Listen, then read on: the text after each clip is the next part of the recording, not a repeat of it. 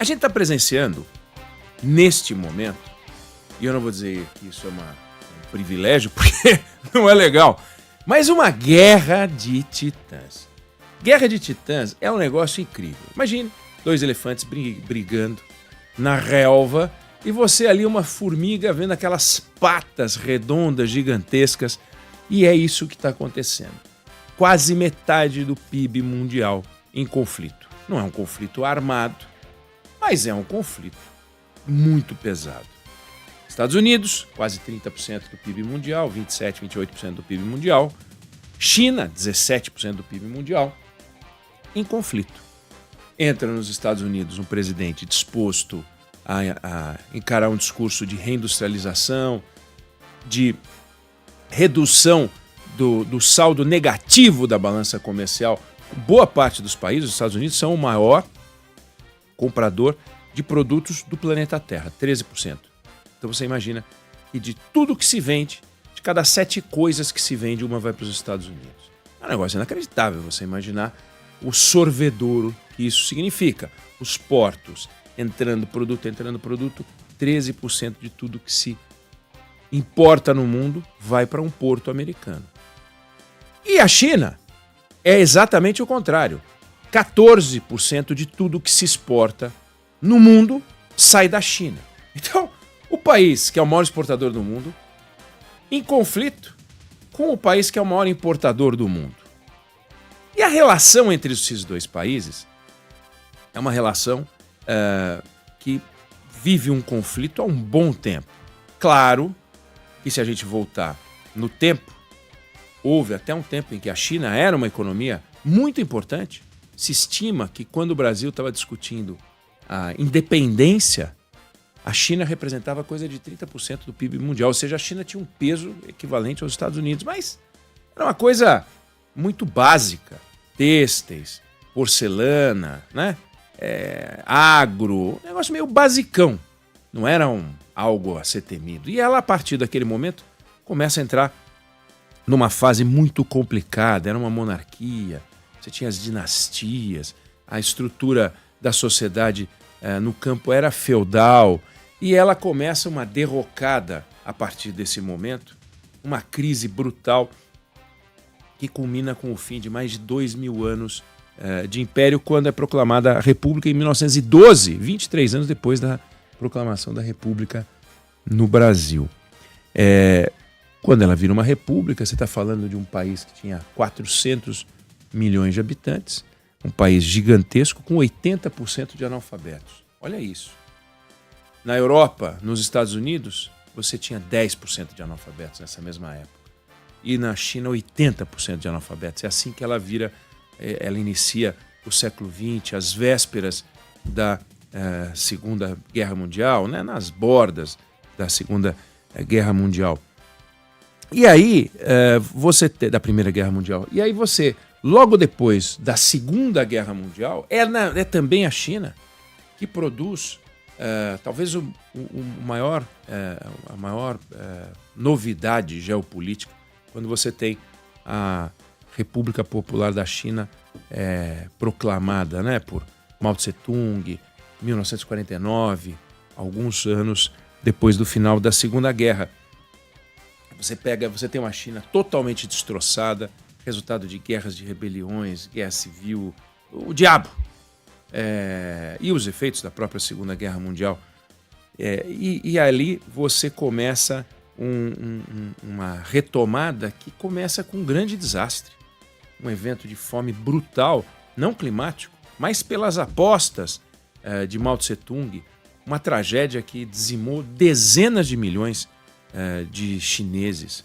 Até hoje, um marco terrível na história chinesa, a ponto de, décadas depois, final dos anos 70, 2 de cada 3 chineses no campo tinham uma renda menor do que a que tinham em 1950. Ou seja, a China, ela que chegou a ser 150 anos antes uma economia forte, do ponto de vista do dinheiro, não das conquistas sociais, ela vai iniciar uma retomada que é simplesmente uma arrancada impressionante.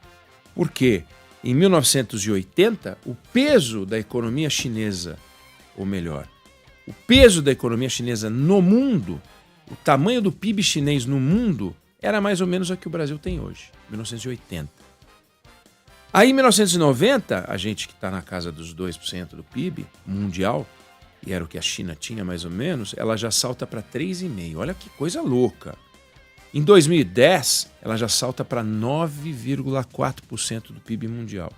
E atualmente ela tem 17% para 18% do PIB mundial.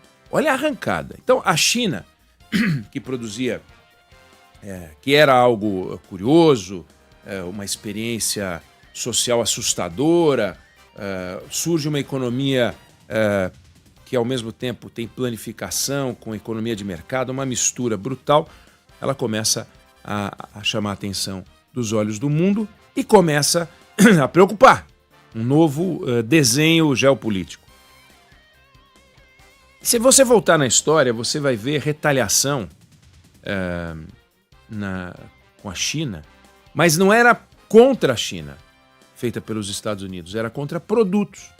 Então, vários produtos, por exemplo, em 1890, tem um ato do governo americano que estabelece uma lista de produtos que vai ser taxado, entre os quais tem a porcelana, que sofre uma taxação de 60%. Então não era assim, vamos pegar a China. Em 1890 não faria muito sentido, mas vamos fazer aqui uma proteção da indústria americana, e a China entrou nesse pacote. E aí, conforme a gente vai vendo hoje, 2018, você tem o primeiro pacote de taxações que atinge a China, em cheio, né? Lembrando que antes disso, em 2018, é governo Trump, primeiro governo Trump. Lembrando que antes disso, você teve episódios aqui e ali pontuais. Por exemplo, no governo Barack Obama, há 13 anos, 2012, houve uma taxação sobre painéis solares, uma coisa muito específica. Mas em 2018, você tem um pacote sobre produtos, né, na China. Agora, olha que interessante. Olha que interessante, porque em 2018 aconteceu algo muito parecido com o que está acontecendo agora. Os Estados Unidos fazem um pacote contra a China faz um pacote contra os Estados Unidos. Olha só que interessante, eu fui levantar os números. 2018, os Estados Unidos importavam da China, presta atenção aos números, 539 bilhões de dólares. E exportavam para a China 120 bilhões de dólares. O saldo da balança comercial era de 419 bilhões contra os Estados Unidos. Ou seja, os Estados Unidos recebiam 120 e pagavam 539. Era desfavorável, produzia um déficit na relação de 419 bilhões de dólares. Esse era o resultado de 2018, quando Donald Trump resolveu fazer um pacote contra a China. Num primeiro momento, esse déficit chegou a cair. Hoje, olha isso, Sandro. Eu falei que era 539 importados. Sabe quanto que os Estados Unidos importam hoje da China? 3,5 tri. Era 539. Sabe quanto ele exporta para a China? 2,5 tri. O que aconteceu? A importação de produtos chineses de 2018 para cá, do primeiro pacote Trump para o segundo pacote Trump, aumentou 6,6 vezes. 6,6 vezes! 539 bi para 3,5. 580, 3,5.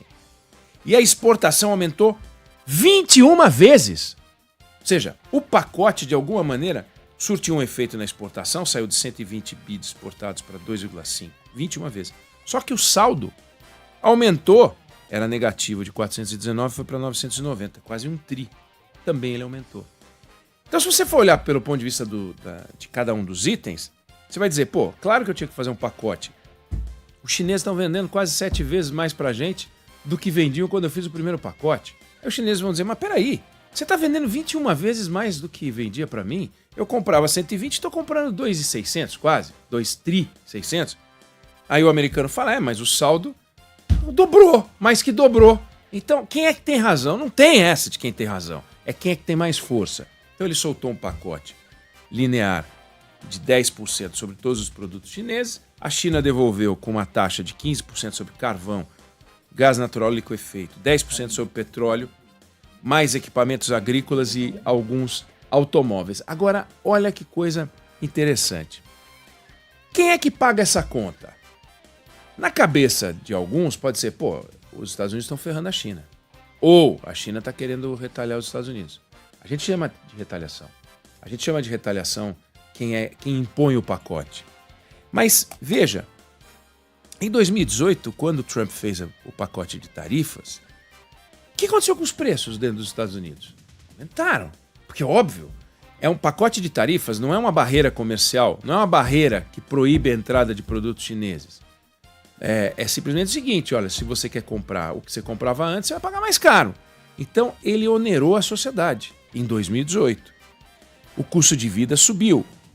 Ao mesmo tempo, os agricultores americanos sentiram um efeito sobre a exportação dos produtos que eles faziam para a China. Aí surgiu até um dado que era o efeito máquina de lavar. A máquina de lavar nos Estados Unidos aumentou 12%. Ficou 12% mais cara. Então o americano fala, mas que legal, vocês ficam brigando aí, eu pago 12% a mais na máquina de lavar agora. Esse é o efeito que você tem quando você tem um pacote de tarifas. Você tem uma política macroeconômica para fazer um rearranjo da ordem econômica mundial e quem paga a conta é a sociedade. Então, o que a gente está testemunhando nesse momento é a maior guerra comercial do planeta. Entre o maior importador do planeta e o maior exportador do planeta, envolvendo números monumentais. Monumentais. O que os Estados Unidos vendem para a China é mais do que o PIB brasileiro. E o que a China vende para os Estados Unidos é 1,5 vezes o PIB brasileiro. Olha isso. Olha o tamanho dessa bagaça. E quando você tem uma tensão desse tipo, sobra para todo mundo. No primeiro momento, a primeira reação é de mercado. Então o mercado asiático reage, o mercado financeiro, né? O mercado financeiro americano reage, o dólar reage, a bolsa reage, tal. Mas o que a gente tem que ver é que abóboras assentadas, como é que as coisas vão ficar? O que vai sobrar? Né? E o que vai sobrar para o Brasil? Porque se é os americanos, né? A América para os americanos, a China para os chineses, vamos lá, Brasil para os brasileiros, o que vai sobrar para a gente?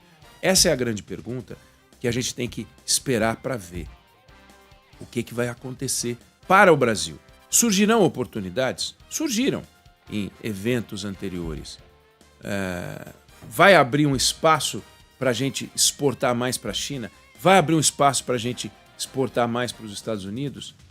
A posição do Brasil é boa nessa guerra?